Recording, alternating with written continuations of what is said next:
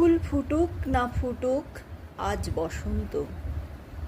শান বাঁধানো ফুটপাথে পাথরে পা ডুবিয়ে এক কাঠখোট্টা গাছ কচি কচি পাতায় পাঁজর ফাটিয়ে হাসছে।